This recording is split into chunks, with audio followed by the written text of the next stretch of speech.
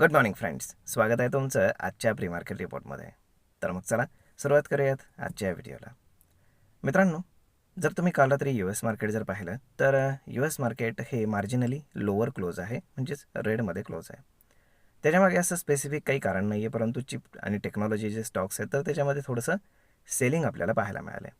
आणि आपले जे ADRs USमध्ये काम करत आहेत त्यामध्ये बँकिंग ADRs डाऊन आहेत आणि जे IT ADRs आहेत तर ते आपल्याला पॉझिटिव्ह दिसत आहेत. म्हणजेच काय, जर त्याचा आर्बिट्राज आपण इंडियन मार्केटमध्ये जर पाहिला तर आज मोस्टली बँकिंग स्टॉक्स डाऊन राहू शकतात आणि त्याच्या अगेन्स्ट जे काही IT स्टॉक्स आहेत तर ते मार्केटला सपोर्ट करताना दिसतील. आता दुसरी महत्त्वाची गोष्ट म्हणजे स्ट्रेट ऑफ हॉर्मुजमध्ये काय घडतं आहे. तर जिओपॉलिटिकली अजूनही प्रॉब्लेम सॉल्व्ह झालेला नाही आहे. जर आपण पाहिलं तर इराणकडे जी काही आता अमेरिकेनं कंपन्सेशन मागितलेलं आहे तर त्यामुळे ही डील पुन्हा एकदा अडकलेली आहे आणि त्यामुळे ऑइल प्राईस फर्दर इन्क्रीज झालेले आहेत. ऑलमोस्ट ऑइल आता $89च्या आसपास गेलेलं आहे, की जे आपल्या इंडियन मार्केटसाठी धोक्याची घंटा आपण म्हणू शकतो. आणि त्यामुळेच आपल्यामध्ये काल आपण जर पाहिलं तर ऑइल प्राईस इन्क्रीज झाल्यामुळेच मार्केटमध्ये एक सेलिंग प्रेशर आपल्याला पाहायला मिळालं.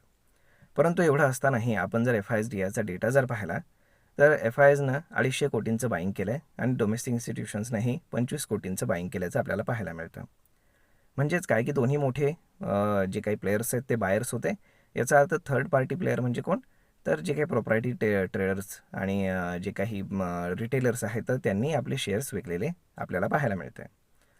त्यामुळे आता जर आपण पाहिलं इंडियन मार्केटमध्ये तर इंडियन मार्केटमध्ये अगेन 24,500 ही अशी लेवल आहे की आज मार्केट त्याच्यावर निघणार की त्याच्या खाली राहणार हे पाहणं खूप जास्त गरजेचं आहे.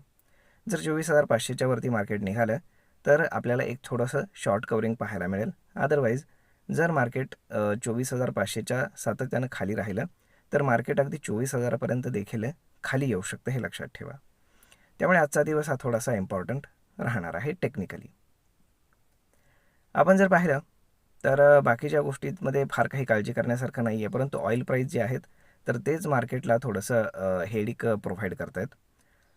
त्यानंतर जे काही गोल्ड प्राईस आहेत तर तेही आपल्याला वाढताना दिसत आहेत आणि शिवाय काल गोल्डवरती एक रिपोर्ट आला तर त्यांचं म्हणणं असं आहे की गोल्ड साधारण डिसेंबर एंडपर्यंत अजून 20 ते 30% इन्क्रीज होऊ शकतं, की जी फार मोठी गोष्ट आपण म्हणू शकतो. तर मग पाहूयात काय होतं ते. तर मग ही झाली गोल्डची गोष्ट. आता जर आपण आपल्या येणाऱ्या डेटांकडे पाहिलं तर आज आपल्या इंडियन मार्केटमध्ये CPI consumer price inflation data येणार आहे. तर ते पाहावं लागेल की तो कसा येतो. त्यानंतर US देखील आज रात्री CPI डेटा येणार आहे आणि काही इम्पॉर्टंट इकॉनॉमिक्स डेटा येणार आहेत.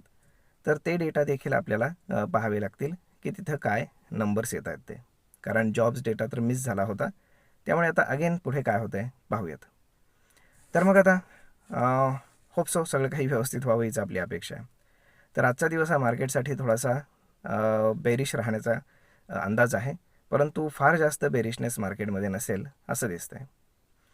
होप सो सगळं काही व्यवस्थित व्हावं हीच आपली अपेक्षा. भेटूयात पुढच्या एका नवीन व्हिडिओमध्ये.